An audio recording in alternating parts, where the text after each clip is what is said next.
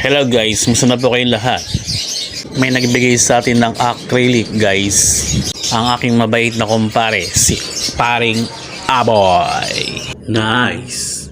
Kaya naisipan ko gumawa ng photo boat ng ating mga ibon guys. Tamang-tama, may mga butas na rin. Guys, samahan niyo ako paggawa nitong photo boat natin pagkatapos ng ating intro. Tara guys! Clap. Go.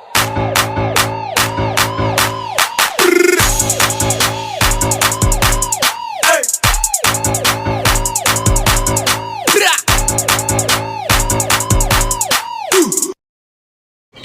Hello guys, musta na po kayong lahat? Sana po nasa mabuti po kayong kalagayan. Ito nga guys, gagawa tayo ng photo boat ng ating ibon. Ito ang kailangan natin, ang acrylic. Yan guys, naputol na rin siya para sa gilid, sa harap, at sa sahig at sa top. At yan, nalagyan na rin siya ng slide door guys. At syempre gagamit tayo ng pandikit, itong 3 seconds ang gagamitin natin pandikit sa kanya. At gagamit tayo ng karayong guys para hindi kumalat yung pandikit kasi liquid to yung 3 seconds natin guys. Ganito guys, ilalagay natin sa pinaka nguso niya yung karayong. Saka mag-ingat tayo guys kasi itong 3 seconds madikit sa kamay, baka mabutas yung kamay natin. At mabilis naman siya matanggal basta ibabad lang sa tubig. At guys, ang makakatulong natin si Mrs. sa paggawa ng photo boat natin. Tara guys, simulan na natin tong photo boat natin na DIY muna tayo. Sariling gawa guys.